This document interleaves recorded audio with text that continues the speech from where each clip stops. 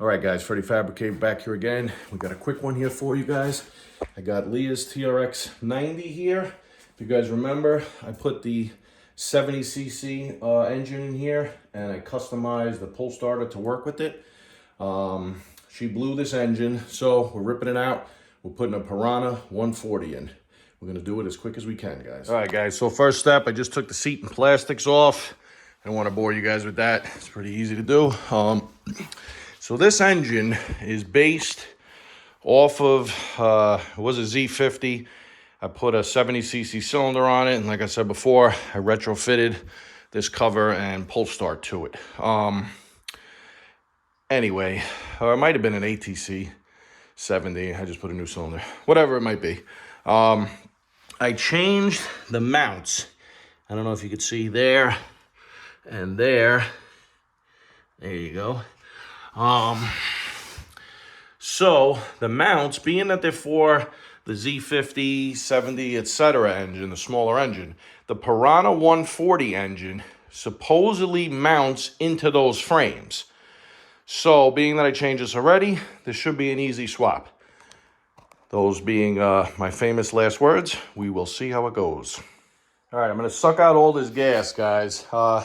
It's not really that old. It's just that with this tank here, I never really put an off switch in between the tank and the carburetor. So I'll probably put something like from a lawnmower or something like that, you know, as I'm doing the engine swap. But for now, I don't really have a way, you know, without crimping the hose, I don't have a way to disconnect it. Plus, I kind of want to put fresh gas anyway. But if you guys don't have these, they're unbelievable for doing these small tanks. You kind of just keep pumping it like that, and within a couple minutes, it pulls all the gas out. All right, guys, we got the engine out. It took about 10 minutes. Not too bad. I'm gonna go get the Piranha engine in a minute, see about fitting it in there. Did want to do one extra mod here. I don't really like any of the bumpers for the Trx90s. So I got this one on eBay for like 20 bucks or something.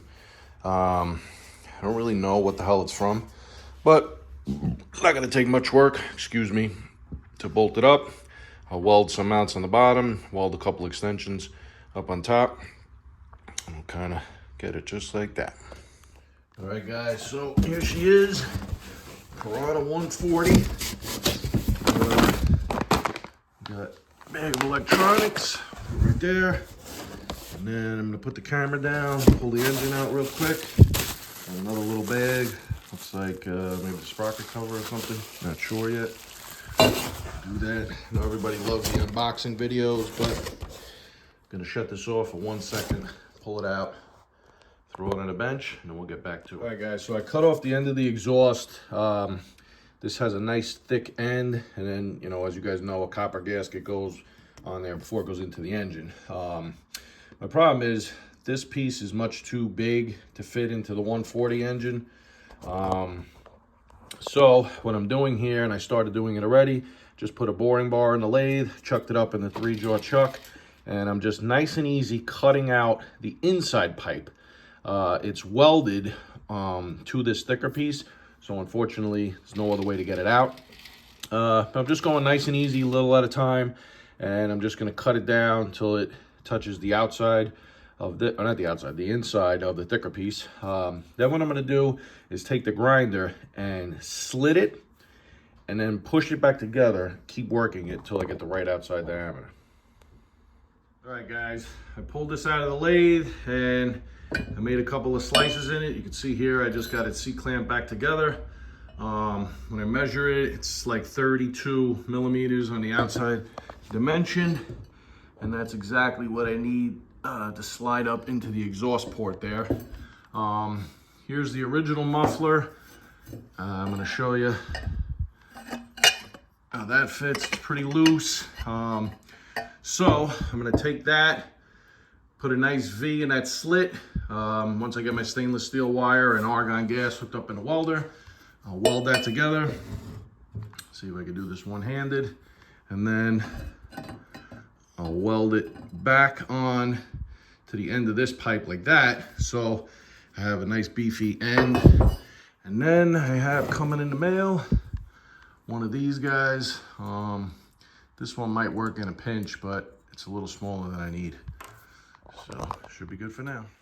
All right, next up, I have to elongate these holes just a little bit. Like I said in the beginning, this is an exhaust, one of these cheap eBay exhausts for a CRF 230.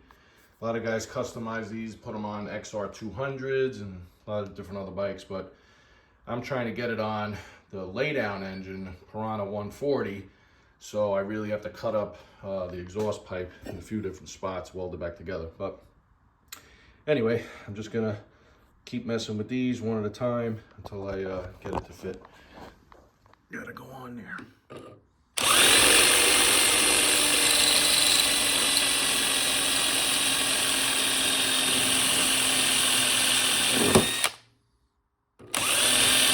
Alright guys, you can see did a decent amount of grinding, not too bad, and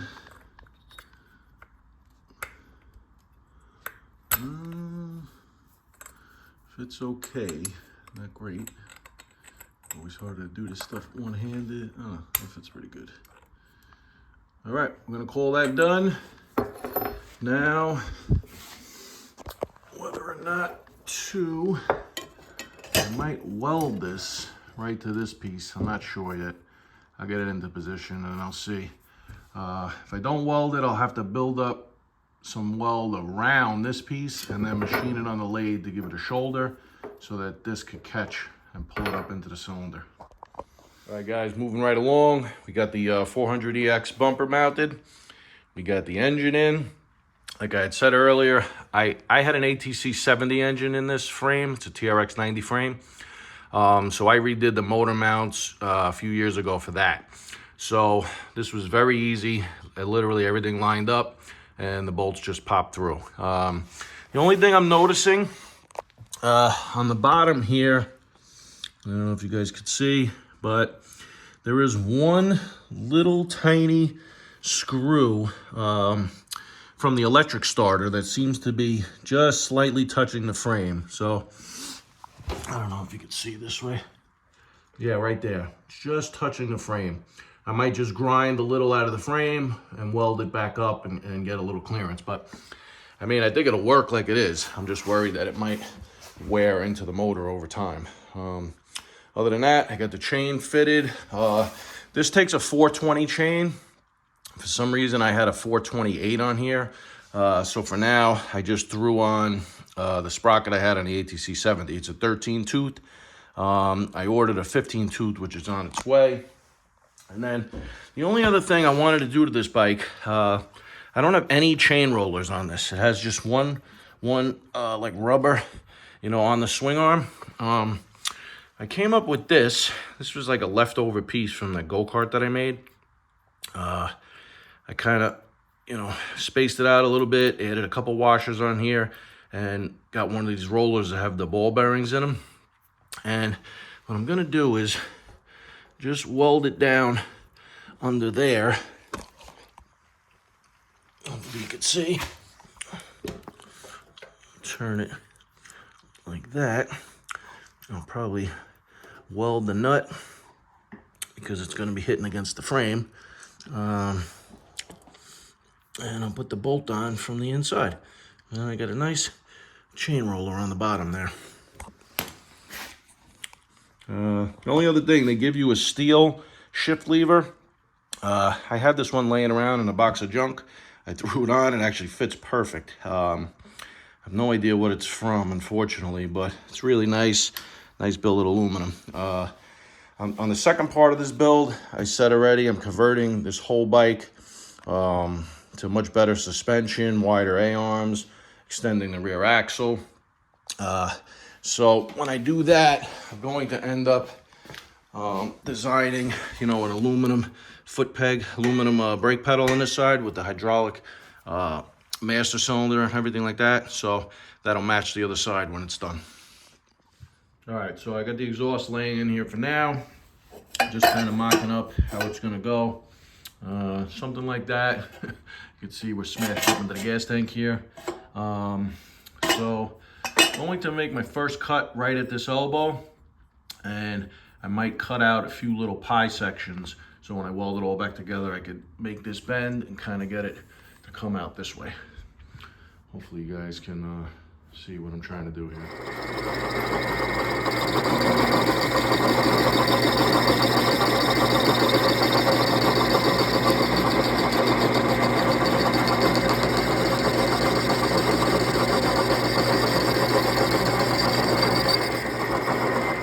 Coming right along, have the bottom piece just tack welded on.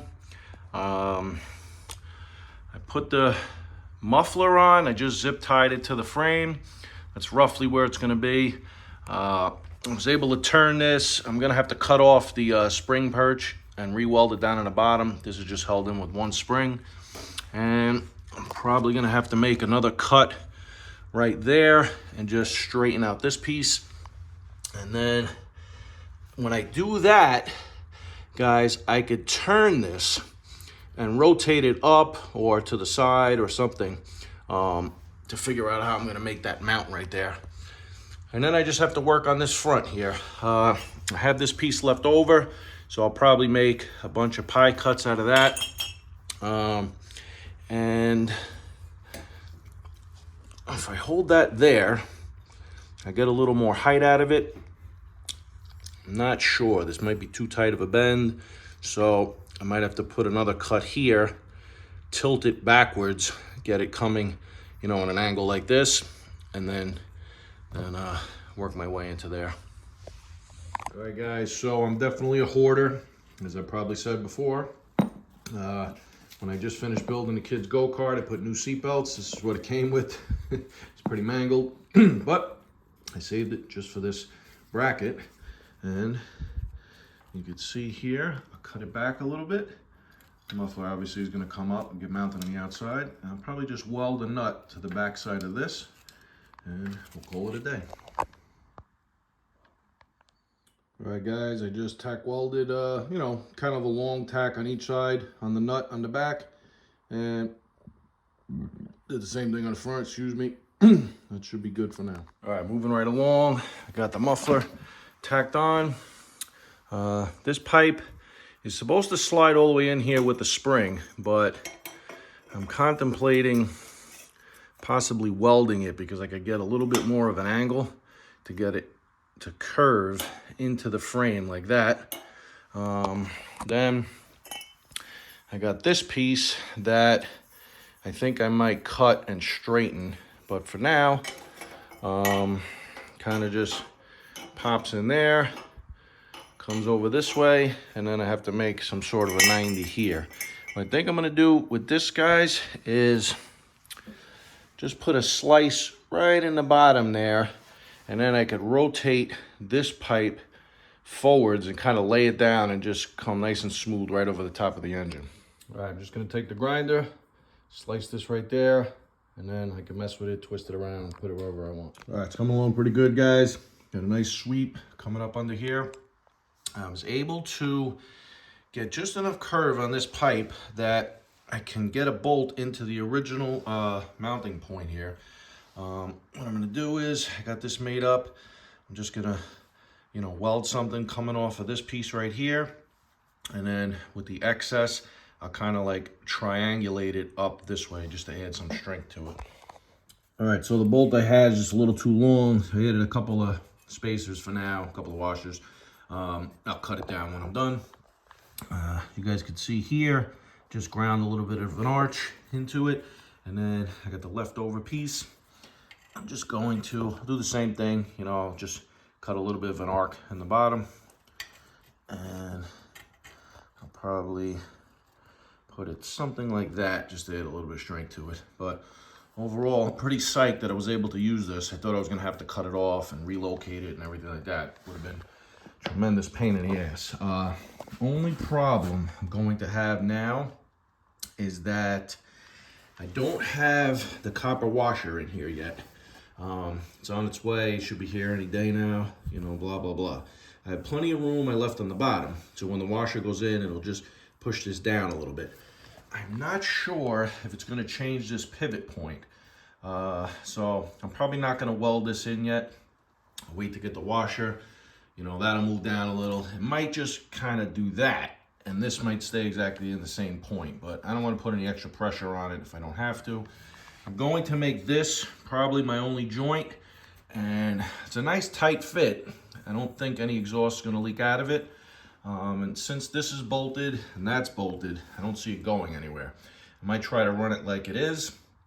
If it doesn't work, I'll probably go top and bottom, 2 little hooks and 2 little springs, just to help it out.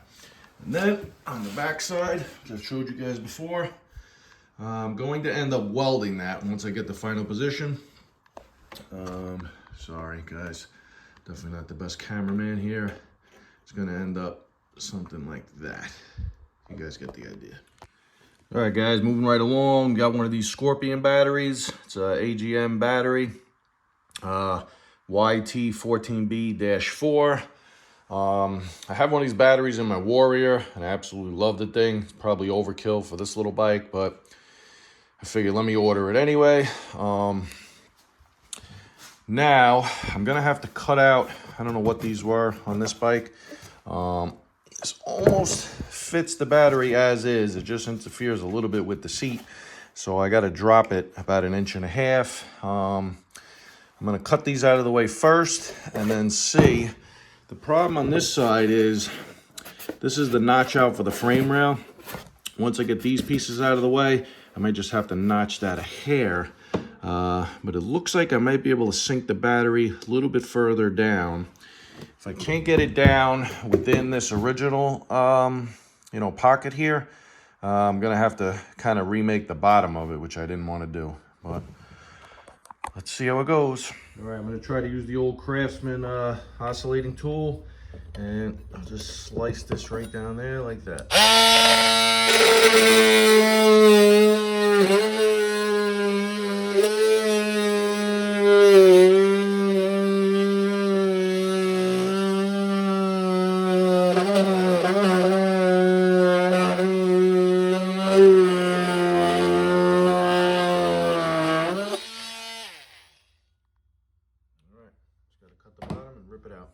All right guys, that fits really well. I left this little piece on here just to keep it nice and snug.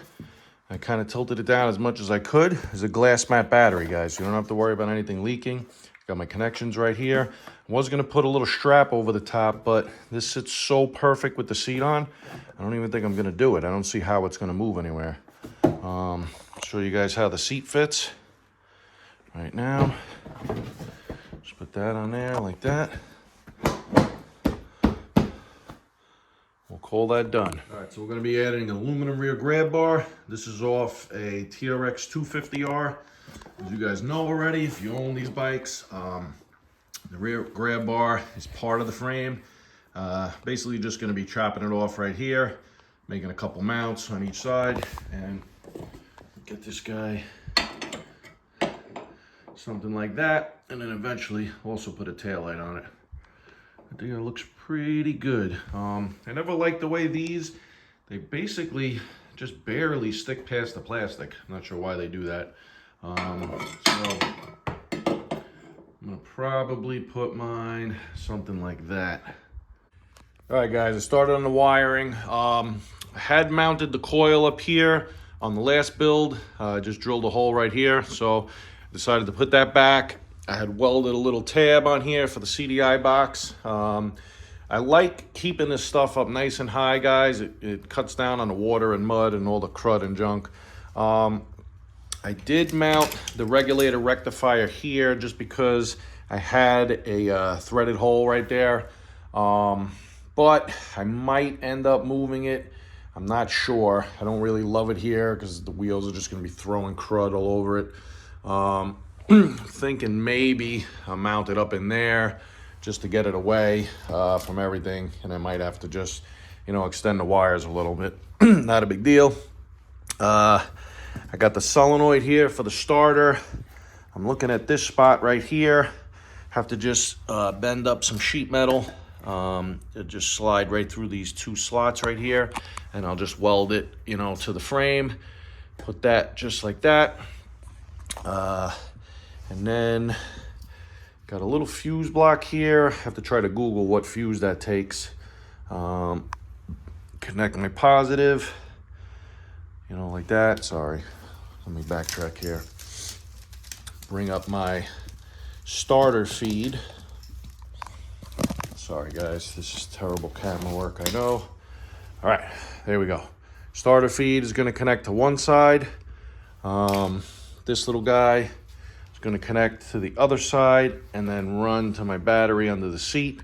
It's probably just not gonna make it, but never know. Actually, maybe it could. The only problem is I have to move the solenoid. Yeah, I'll probably end up cutting and splicing this little wire. A lot easier. Oh no, what am I saying? That's not gonna reach anyway.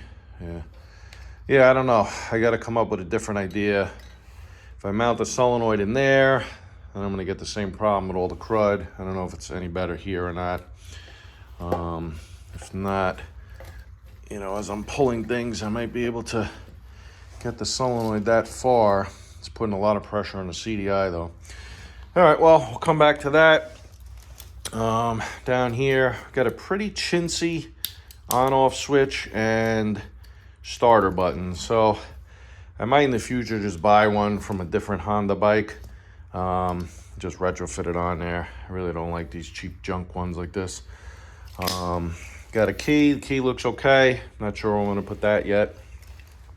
Might do something like that under the fender. I don't really know. But right now, my main objective is just to get this thing running. Most of the wires were plug and play. I have these just tentatively stuck in here. You know, red with a black with a red tracer, sorry. Yellow to white, yellow to yellow. Green with the white tracer to solid green, and blue with the white tracer to solid blue. That's what I'm going with for now. And then I do have a small LED light bar. It's going right in here somewhere. And I have a 250R rear grab bar and tail light that's going on it. And I'll just, you know, run that off the handlebars and just put another secondary switch right next to the one they gave us. All right, guys, so I'm moving right along to the throttle cable. I got the Piranha 140 electric start. This model, for whatever reason, just doesn't come with the throttle cable. It seems like the kickstart only model does come with the throttle cable. But I had a bunch of throttle cables laying around. This one with the adjustment in the middle here really seems to be the best. Gonna have to play around with it some though. Fits pretty good in here. Fit perfect into the carburetor. It's a nice length and everything like that. The only problem I'm having is, and I have just, you know, a cheap generic Chinese thumb throttle on this. I have another thumb throttle here from my old ATC 110 that I think might give me more of a throw on the cable, but for now, this one's on here.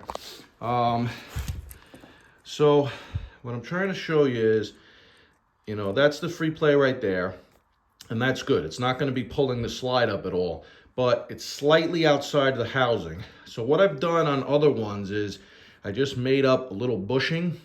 I think I made one out of copper once, maybe aluminum once. It goes right where my thumb is, and then that just, you know, clamps down, or I think I might have crimped it onto the cable end, and then when you put the cover on, it kind of crimps down on that and holds it in place.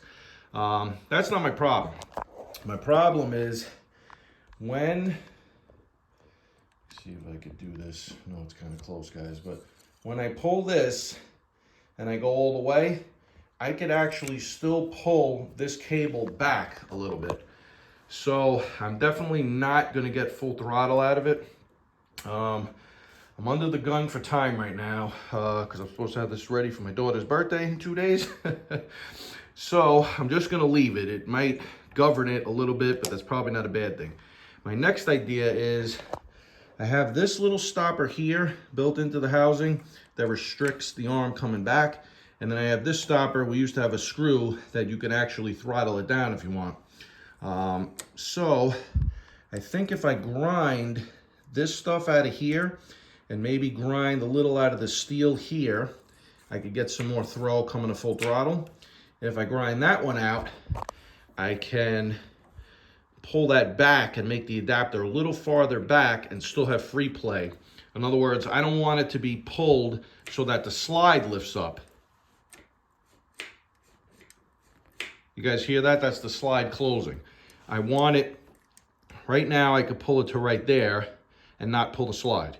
If I get rid of that, I could pull it back a little farther, still not lift the slide. You know, I have to make a longer adapter here, but now I have more throw. So that's the problem for this morning. All right, guys, so I'm moving right along to the throttle cable. I got the Piranha 140 electric start. This model, for whatever reason, just doesn't come with the throttle cable. It seems like the kickstart only model does come with the throttle cable.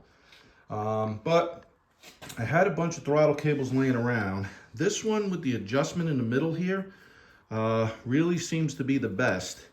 Gonna have to play around with it some though. Fits pretty good in here. Fit perfect into the carburetor. It's a nice length and everything like that. The only problem I'm having is, and I have just, you know, a cheap generic Chinese thumb throttle on this. I have another thumb throttle here from my old ATC 110 that I think might give me more of a throw on the cable, but for now, this one's on here. So what I'm trying to show you is, you know, that's the free play right there, and that's good. It's not going to be pulling the slide up at all, but it's slightly outside the housing. So what I've done on other ones is I just made up a little bushing. I think I made one out of copper once, maybe aluminum once. It goes right where my thumb is, and then that just, you know, clamps down, or I think I might have crimped it onto the cable end, and then when you put the cover on, it kind of crimps down on that and holds it in place. That's not my problem. My problem is when, let's see if I could do this. No, it's kind of close, guys, but when I pull this and I go all the way, I could actually still pull this cable back a little bit. So I'm definitely not going to get full throttle out of it. I'm under the gun for time right now because I'm supposed to have this ready for my daughter's birthday in 2 days. So I'm just going to leave it. It might govern it a little bit, but that's probably not a bad thing. My next idea is I have this little stopper here built into the housing that restricts the arm coming back. And then I have this stopper. We used to have a screw that you can actually throttle it down if you want. So I think if I grind this stuff out of here and maybe grind a little out of the steel here, I could get some more throw coming to full throttle. If I grind that one out, I can pull that back and make the adapter a little farther back and still have free play. In other words, I don't want it to be pulled so that the slide lifts up. You guys hear that? That's the slide closing. I want it, right now I could pull it to right there and not pull the slide. If I get rid of that, I could pull it back a little farther, still not lift the slide. You know, I have to make a longer adapter here, but now I have more throw. So that's the problem for this morning. All right, guys, so I whipped this up in the lathe, just an aluminum little bushing, and the plan is basically just sits right in the slot like that, takes up a little bit of space, and then, you know, the end of the cable is just gonna fall right into it. I'll take another video once I get it assembled. All right, the last thing I had to do was just make a slot in it so I can go around the cable just like that. You guys get the idea, and I'll show you. All right, guys, I'm really happy with how this came out. I spin that around, you can see the slot I made to slide it over the cable. Just gonna put that down, straight down. And I just had to grind. I did kind of like two things in once. I ground away a little bit of the aluminum there, and then I ground a little bit of a notch into the steel. And then you could see it's able to come all the way back now, guys. Got to get that centered a little better. But now I have no tension on the throttle slide. I still can't go full open, but this is going to give me a little bit more travel because I came back farther this way.